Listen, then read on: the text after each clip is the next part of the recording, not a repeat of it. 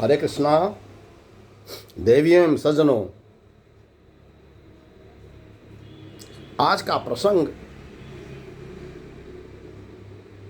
इतना महत्वपूर्ण है, इतना सारगर्भित है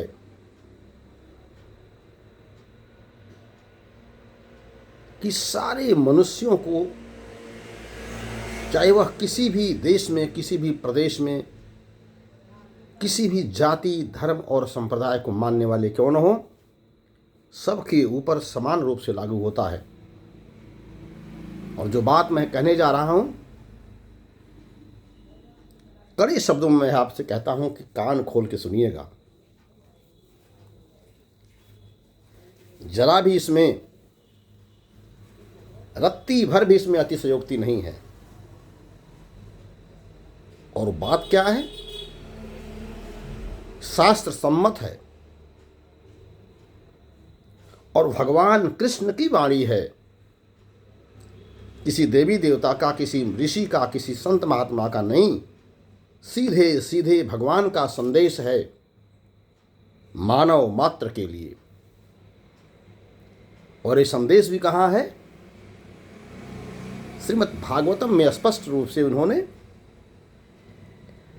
अपने द्वारिका वासियों को बैठा करके, जिसमें उनके परिवारीजन, उनके पुत्र पौत्र और समस्त लोग थे, उनके सामने यह दिव्य संदेश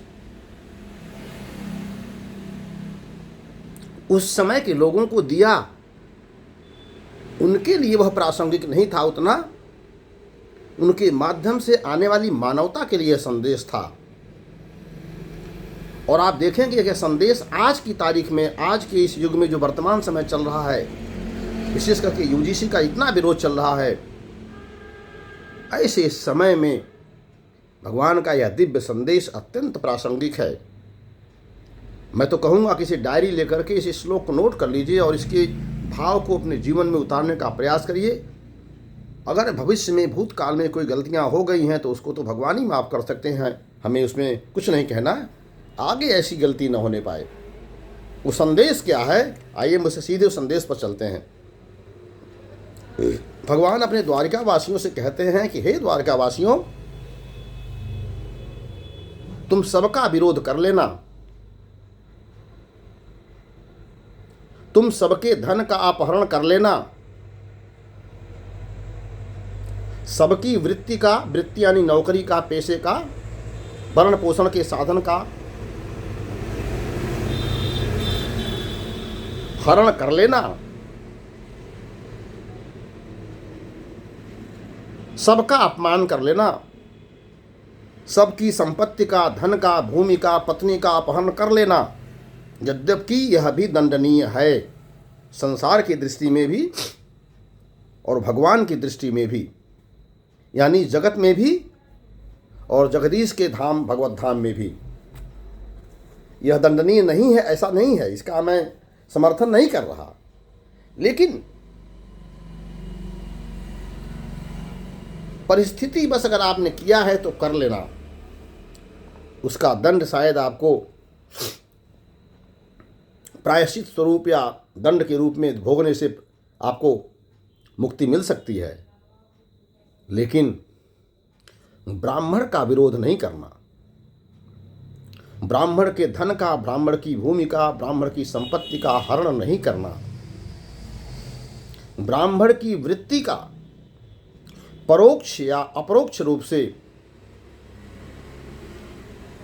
ब्राह्मण की वृत्ति का अपहरण नहीं करना, उसके भरण पोषण का जो साधन है, जिसको हम आज की तारीख में नौकरी कहते हैं, उसका अपहरण नहीं करना, उसको समाप्त करने में, उसको ख़त्म करने में जाने अनजाने, प्रत्यक्ष अप्रत्यक्ष रूप से किसी भी तरह से सहयोग नहीं करना। ये चेतावनी है, मेरी नहीं, भगवान कृष्ण की डायरेक्ट चेतावनी है सारी मानवता को श्रीमद् भागवत के 11वें स्कंद के माध्यम से।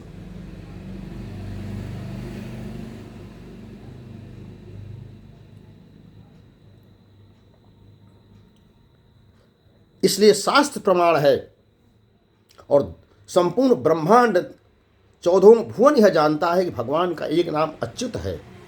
अच्युत मतलब न च्युतः यह सह, जो अपनी वाणी से, अपने वचन से कभी च्युत नहीं होता, अस्खलित नहीं होता, जिसकी वाणी कभी झूठ नहीं होती, उसे अच्युत कहते हैं। अच्युतानंद गोविंद नामोच्चारण भेषजाह। भगवान का एक नाम अच्युत है, तो भगवान की वाणी है, यह अच्युत है। कभी किसी काल में, किसी परिस्थिति में, किसी भी देवी देवता के द्वारा, ब्रह्मा और शिव की भी ताकत नहीं है जो भगवान की इस वाणी को झूठा कर दे।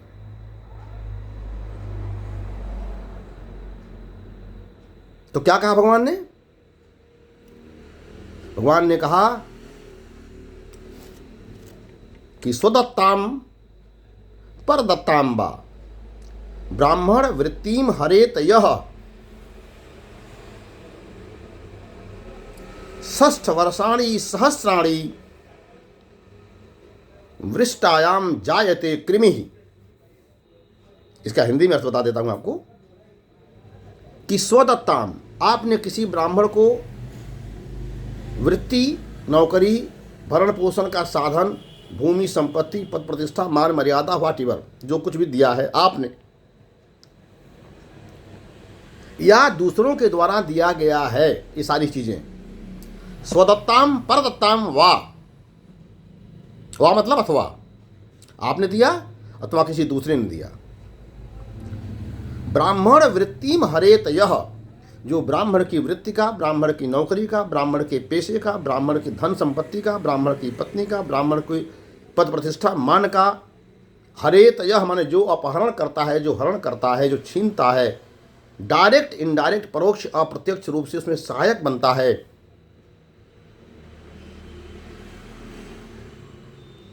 उसको फल क्या मिलने जाने वाला है, नोट कर लीजिए डायरी में। इसको कोई नहीं बचा सकता इससे। षष्ठ वर्षाणि सहस्राणि यानी 60,000 वर्ष तक विष्टायाम जायते कृमि। कृमि माने कीड़ा, यानी विष्टा का, मल का कीड़ा बनेगा वो 60,000 वर्ष तक। है किसी माई के लाल में दम जो इसको रोक दे? मैं इस वाणी में बड़े कठोर शब्द में बोल रहा हूं, इसलिए ब्राह्मण से विरोध मत करना। संपूर्ण ब्रह्मांड में आप ब्राह्मण से विरोध नहीं करना, किसी से कर लेना चलेगा। ब्राह्मण के सामने आदर के भाव से ही प्रस्तुत होना, यदि आप अपना कल्याण चाहते हैं तो। नहीं तो आप स्वतंत्र है, करने को करिए, लेकिन अगले जन्म में षष्ठ वर्षाणि सहस्त्राणि विष्टायाम जायते कृमि के लिए तैयार रहिएगा।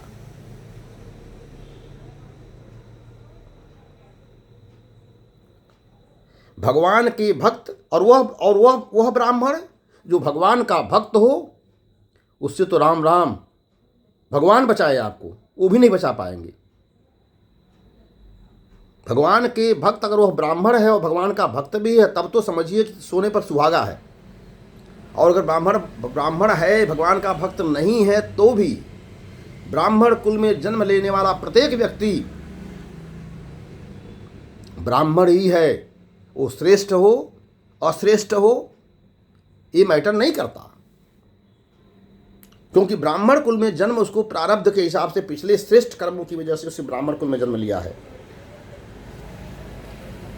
जैसे कोई प्रदेश का मुख्यमंत्री बने, देश का प्रधानमंत्री बने, कोई जिलाधिकारी बने, कोई बड़ा मान प्रतिष्ठा पाए, तो उसके प्रारब्ध, उसके पूर्व पास्ट के, उसके भूतकाल के जो कर्म थे, उसके आधार पर वो बना है। जब तक वो उस पदवी पर है, उस पद पर है, आपको उसका सम्मान करना ही पड़ेगा। जब उस पद से हट जाएगा तो मत करिएगा। उसी प्रकार से ब्राह्मण जब तक इस धरती पर है, ब्राह्मण को शास्त्र में भूसुर कहा गया है। भू मतलब पृथ्वी और सुर मतलब असुर।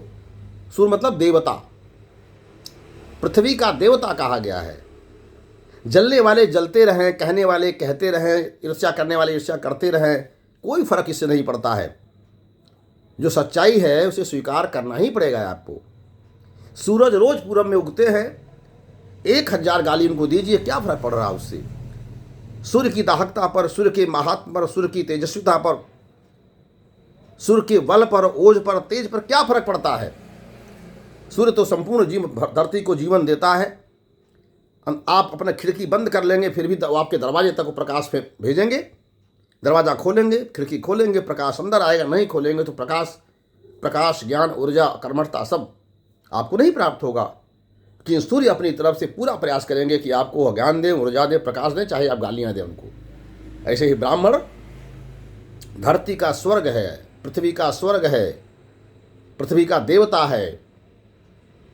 और ब्राह्मण कभी भी किसी भी परिस्थिति में, किसी भी काल में किसी का अहित नहीं करता, किसी का अहित नहीं चिंतन करता। आप ब्राह्मण का अपमान भी करेंगे तब भी वह आपको आशीर्वाद ही देगा। अगर आप पैर छू के आशीर्वाद मांगेंगे, प्रणाम करेंगे तो आपको आशीर्वाद ही देगा। ये ब्राह्मण की श्रेष्ठता का प्रमाण है। ब्राह्मण किसे कहते हैं? जो अपने लिए उदारता और दूसरों के लिए कठोरता बरते, वह ब्राह्मण नहीं है, वह तो अब्राह्मण है, ब्राह्मणेतर है। जो अपने लिए कठोरता और दूसरों के लिए उदारता बरते, उसे ब्राह्मण कहते हैं। यानी त्याग की प्रवृत्ति का नाम, त्याग की वृत्ति का नाम ब्राह्मणत्व है, ब्राह्मण है। तो ऐसे त्याग की प्रतिमूर्ति को भगवान कृष्ण स्वयं नमन करते हैं, प्रणाम करते हैं। अनंत भुवन नायक भगवान कृष्ण उनको प्रणाम करते हैं, उनके सामने नतमस्तक होते हैं, उनके चरण दबाते हैं। आपने महाराज भृगु का तो सुना होगा प्रसंग। महाराज भृगु भगवान को माता लक्ष्मी के सामने जाकर के छाती पर लात मारते हैं और भगवान नीचे बैठ कर के अपने पीताम्बर से उनका चरण सहलाते हैं और कहे कि प्रभु भगवान ब्रह्मन, आपको चोट तो नहीं लगा? जबकि यह कार्य शिव नहीं कर पाए, यह कार्य ब्रह्मा नहीं कर पाए, लेकिन भगवान ने किया। इसीलिए भगवान को श्रेष्ठ कहा गया। ब्रह्मा विष्णु महेश में श्रेष्ठतम कौन है? वो विष्णु को कहा गया। क्यों? क्योंकि उनके अंदर त्याग, उनके अंदर ब्राह्मण को सम्मान देने की, क्रोध पर विजय पाने की, त्याग, तपस्वी का सम्मान करने की क्षमता उनके अंदर थी। तो ब्राह्मण त्याग की मूर्ति है, तपस्या की मूर्ति है, श्रेष्ठता की मूर्ति है, ज्ञान की मूर्ति है। और ब्राह्मण के साथ में जो उपरोक्त आचरण करेगा, जो मैं अभी तक बोल चुका हूं, वह नोट करके रखे कि 60,000 वर्ष तक गोबर में पलने वाले कीड़ा, यानी गोबरैले का कीड़ा जिसको कहते हैं गांव में, या विष्टा में जो कीड़ा होता है, 60,000 वर्ष तक उसे बनना ही पड़ेगा, बनना ही पड़ेगा, बनना ही पड़ेगा। आज की बात में बस इतनी ही। अगर आपको हमारी बात अच्छी लगी हो, निश्चित रूप से कड़वा है, निश्चित रूप से बहुतों को चोट पहुंचाएगी, बहुतों को अच्छा नहीं लगेगा। लेकिन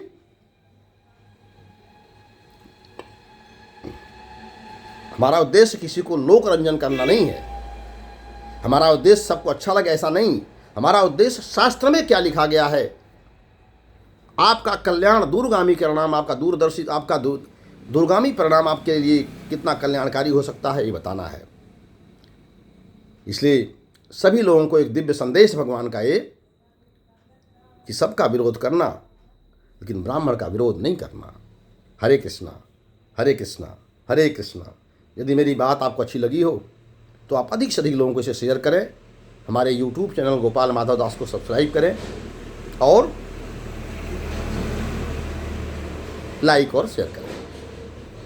हरे कृष्ण।